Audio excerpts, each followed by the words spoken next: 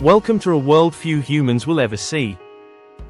A world of palaces that stretch like cities, gold that drips from chandeliers, jets that never land without red carpets and cavalry, and a family whose wealth is measured not in billions, but in trillions.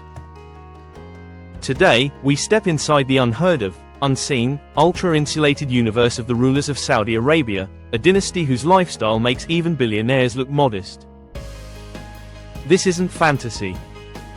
This is real life for the House of Saud, the custodians of oil, power, and the most extravagant empire of private wealth in modern history.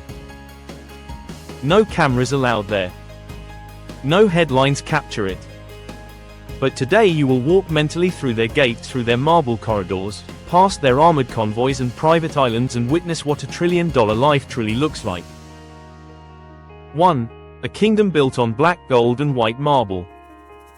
To understand the life of the Saudi royal family, imagine a country where oil does not just fuel cars, it fuels power, status, loyalty, and reality itself. Oil turned desert tribes into global emperors. Within 3 generations, that oil translated into palaces with 1,000 rooms, private zoos, private air forces, and vaults of gold hidden behind 30-foot walls. The royal residences don't resemble houses, they resemble civilizations. Entire districts of Riyadh are gated not for a neighborhood, but for one extended family of 15,000 royals.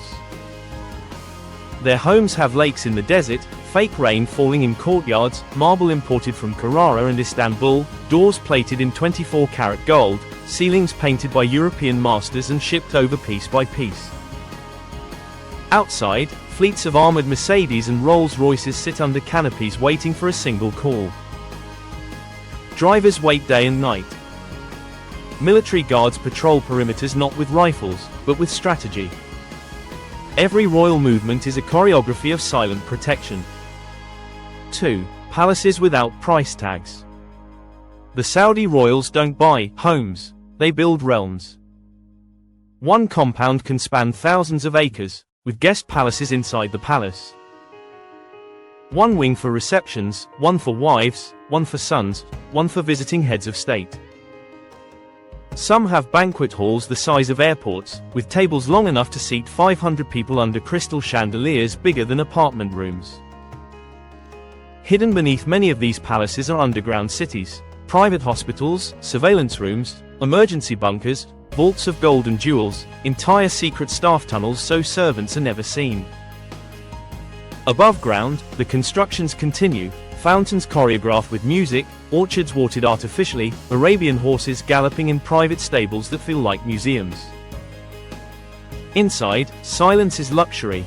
Thick carpets and soundproofed walls erase the world outside, leaving only the hush of cold air and soft footsteps on Persian silk.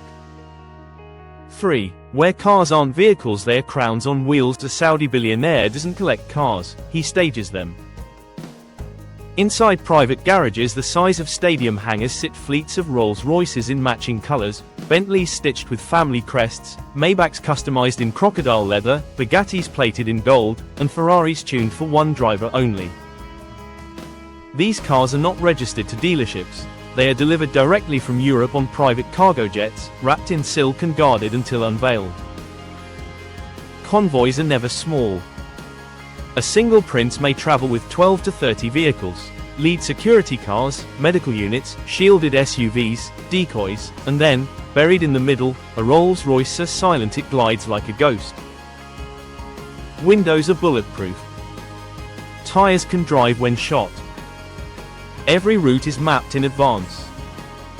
Even the color of the carpets placed at the exit door is decided before the car's engine starts. These machines do not exist to move the royals from one place to another.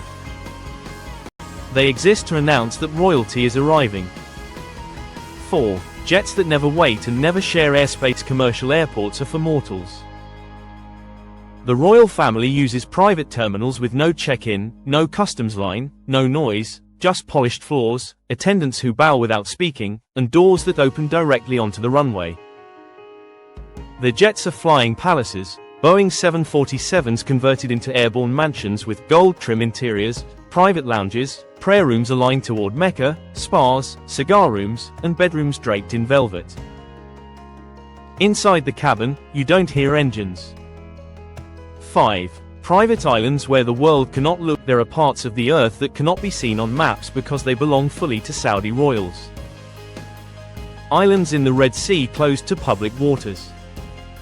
Mediterranean coastal estates with no satellite access. Caribbean properties where staff surrender their phones and sign secrecy contracts before stepping inside. On these islands, time itself is redesigned.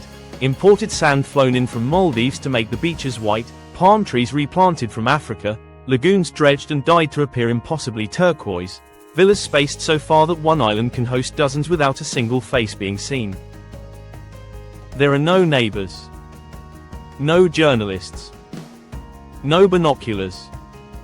Surveillance towers watch from cliffs while luxury unfolds below, midnight yacht arrivals, orchestras playing on the water's edge, dinner tables with diamond centerpieces, and guests flown in without public record. 6. Royal weddings with no price limit. Saudi royal wedding is not an event, it is an economy. Entire cities are transformed temporarily, streets shut down, hotels bought out, chefs imported, and floral walls taller than houses installed overnight. In some weddings, guests don't receive invitations, private jets are sent to pick them up.